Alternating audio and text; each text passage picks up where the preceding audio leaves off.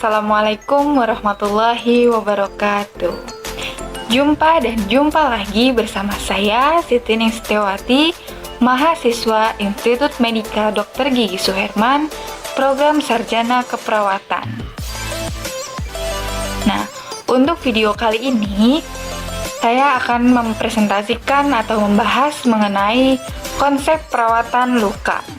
Tujuan dibuatnya video ini untuk memenuhi ujian praktikum mata kuliah praktik keperawatan medikal bedah dengan dosen pengampu Nusmila Sartika, Eskep Mkep. Sebelum kita masuk ke perawatan luka, sebaiknya kita mengenal dulu apa itu definisi dari luka. Luka adalah rusaknya kesatuan atau komponen jaringan, di mana secara spesifik terdapat substansi jaringan yang rusak atau hilang. Menurut Gitarja 2008. Lalu menurut Yasmara dan kawan-kawan pada tahun 2016, luka adalah rusaknya integritas jaringan tubuh. Perawatan luka adalah membersihkan luka, mengobati dan menutup luka dengan memperhatikan teknik steril, menurut Gofar 2012.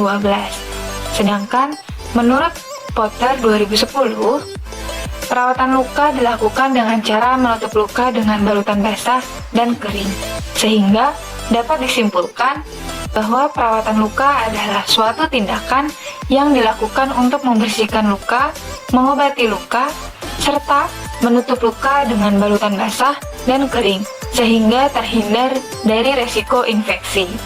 Nah, di sini ada klasifikasi luka bedah, terbagi menjadi 4. Yang pertama ada luka bersih, yaitu luka operasi yang tidak terinfeksi, di mana tidak ditemukan adanya inflamasi dan tidak ada infeksi saluran pernapasan, pencernaan, dan urogenital. Kondisi luka tertutup dan tidak ada drainase. Yang kedua, ada luka bersih terkontaminasi, yaitu luka operasi di mana berhubungan dengan saluran pernapasan, pencernaan, genital, atau bagian yang mengenai saluran kemih. Klasifikasi yang ketiga, ada luka terkontaminasi, yaitu seperti dalam luka pembedahan ditemukan peradangan non-porulen. Klasifikasi yang keempat, ada luka kotor atau terinfeksi, di mana luka yang terdapat pus, perforasi viscera, luka yang mengalami traumatik dan sudah lama, atau terinfeksi dari sumber lain. Nah, di sini terdapat 3 proses fase penyembuhan luka itu sendiri. Yang pertama ada fase inflamasi. Fase ini terjadi 3-4 hari dengan adanya hemostatis dan inflamasi. Hemostatis atau penghentian perdarahan terjadi dengan adanya vasokonstriksi pembuluh darah besar di daerah yang terkena. Trombosit akan diaktifasi menjadi pluk trombosit dan menghentikan perdarahan.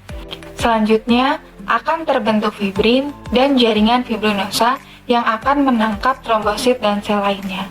Proses ini akan menghasilkan pembentukan gumpalan fibrin yang menjadi penutup awal luka, mencegah kehilangan darah dan cairan tubuh, serta menghambat kontaminasi luka oleh mikroorganisme.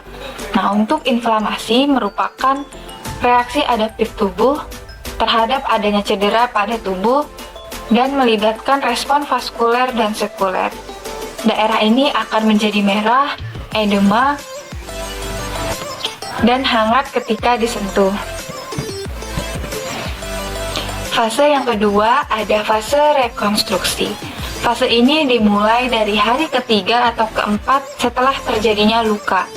Dapat bertahan hingga 2-3 minggu.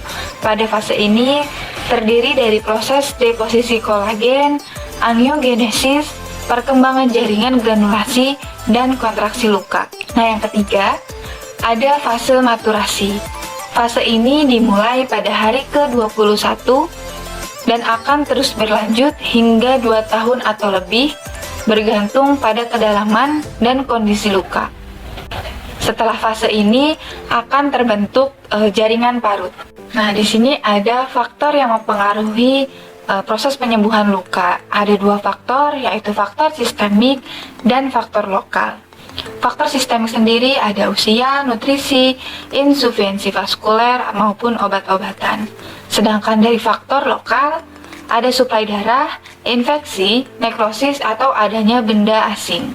Baik, selanjutnya kita masuk pada perawatan luka. Tujuan dari perawatan luka adalah untuk mencegah masuknya kuman dan kotoran ke dalam luka, sehingga melindungi luka dari infeksi.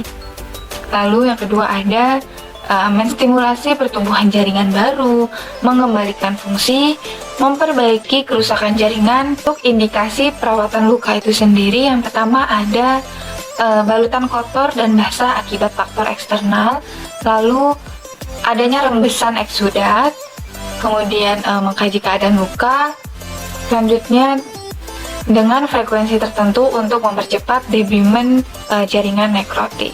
Nah, di sini ada prinsip penting yang harus diperhatikan saat membersihkan luka.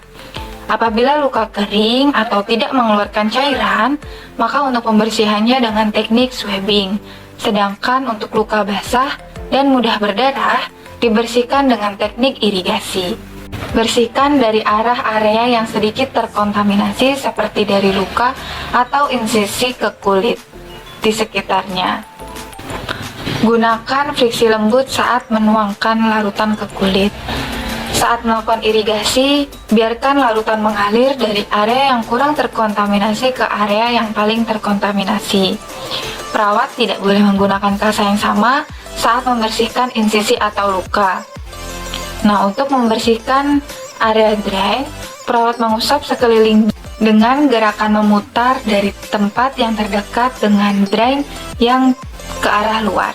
Cairan antiseptik sebaiknya tidak digunakan kecuali jika terdapat infeksi, karena dapat merusak fibriblas yang sangat penting dalam proses penyembuhan luka, bisa menimbulkan alergi, bahkan menimbulkan luka di kulit sekitarnya. Nah, sekarang kita masuk mengenai alat dan bahan untuk perawatan luka. Terdapat satu set perawatan luka steril atau yang biasa kita lihat dalam bak instrumen steril. Ada juga alat non-steril.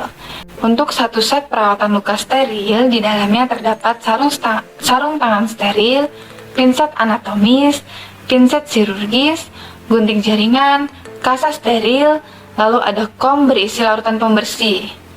Kemudian alat non-steril, yaitu ada sarung tangan non-steril, cairan NaCl 0,9%, pengalas sesuai lukas luka atau perlak, kapas alkohol, bengkok, kom berisi liosol 1%, gunting perban atau plester. Lalu ada perban, plester atau yang biasa kita gunakan adalah Hipafix. Kemudian ada skort, masker, dan obat sesuai dengan program terapi pasien. Nah, di sini kita bisa lihat beberapa contoh gambar dari alat dan bahan yang digunakan untuk perawatan luka. Oke, selanjutnya kita masuk ke dalam prosedur perawatan luka. Yang pertama ada tahap prainteraksi. Pada tahap prainteraksi ini kita melakukan pengecekan pada care plan pasien, menyiapkan alat dan bahan yang akan digunakan dalam perawatan luka. Jangan lupa untuk mencuci tangan. Tahap kedua yaitu tahap orientasi. Tahap orientasi ini tahap di mana perawat bertemu langsung dengan pasiennya, berisikan memberikan salam dan menyapa pasien. Melakukan pengkajian kepada klien. Pengkajian yang dilakukan biasanya kaji ukuran dan lokasi luka, kaji kondisi luka dan tanda-tanda infeksi yang ditimbulkan, kemudian kaji skala nyeri, kaji tanda-tanda vital, dan kaji tingkat pengetahuan klien terhadap tujuan perawatan luka itu sendiri. Setelah melakukan pengkajian kepada klien, kita bisa menjelaskan tujuan dan prosedur tindakan pada keluarga ataupun klien sendiri. Selanjutnya jangan lupa menanyakan kesiapan klien sebelum kegiatan dilakukan, yaitu dengan informed consent. Setelah itu jangan lupa untuk kontrak waktu. Yang ketiga, pada tahap kerja, susun semua peralatan yang diperlukan di troli dekat pasien. Jangan membuka peralatan steril dahulu. Letakkan bengkok di dekat pasien Jangan lupa untuk jaga privasi pasien dengan menutup tirai yang ada di sekitar pasien, serta menutup pintu dan jendela. Atur posisi klien, instruksikan pada klien untuk tidak menyentuh area luka atau peralatan yang steril. Jangan lupa sebelum memulai tindakan untuk mencuci tangan terlebih dahulu. Kemudian, pasang perlak pengalas, gunakan sarung tangan bersih sekali pakai, dan lepaskan plester, ikatan, atau balutan dengan pinset. Jika masih terdapat plester pada kulit, bersihkan dengan kapas alkohol. Kemudian, observasi karakter dan jumlah drainase pada balutan.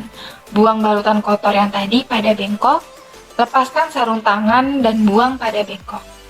Buka bak instrumen tanpa menyentuh isi yang ada di dalamnya. Siapkan larutan yang akan digunakan. Kenakan sarung tangan steril, lalu inspeksi luka. Bersihkan luka dengan larutan antiseptik yang diresepkan. Kemudian, pegang kasa yang dibasahi larutan tersebut dengan pinset steril. Gunakan satu kasa untuk 1 kali usapan. Bersihkan dari area kurang terkontaminasi ke area yang terkontaminasi. Gerakan dengan tekanan progresif menjauh dari insisi tepi luka. Gunakan kasa baru untuk mengeringkan luka atau insisi. Usap dengan cara seperti di atas. Berikan salep antiseptik bila diperlukan. Kemudian, pasang kembali kasa steril kering pada insisi atau luka tersebut. Gunakan plester di atas balutan. Fiksasi dengan ikatan atau balutan. Lepaskan sarung tangan dan buang pada tempatnya. Bantu klien pada posisi yang nyaman. Pada tahap yang keempat, yaitu tahap terminasi. Jangan lupa untuk melakukan evaluasi perasaan klien terhadap tindakan yang dilakukan. Simpulkan hasil kegiatan yang telah dilakukan, kemudian melakukan kontrak ulang untuk kegiatan selanjutnya. Jangan lupa untuk mencuci dan membereskan alat, mengakhiri kegiatan dengan berpamitan pada klien, dan mencuci tangan. Nah, untuk yang terakhir, lakukan dokumentasi yang berisikan catat tanggal dan jam perawatan yang telah dilakukan, kemudian catat kondisi luka klien. Nah, di sini ada referensi yang digunakan. Nah, oke teman-teman, mungkin itu saja yang bisa saya jelaskan mengenai konsep perawatan luka. Mohon maaf apabila ada kesalahan dalam pemaparan materi di video kali ini. Saya akhiri, terima kasih. Wabillahi taufiq wal hidayah. Wassalamualaikum warahmatullahi wabarakatuh.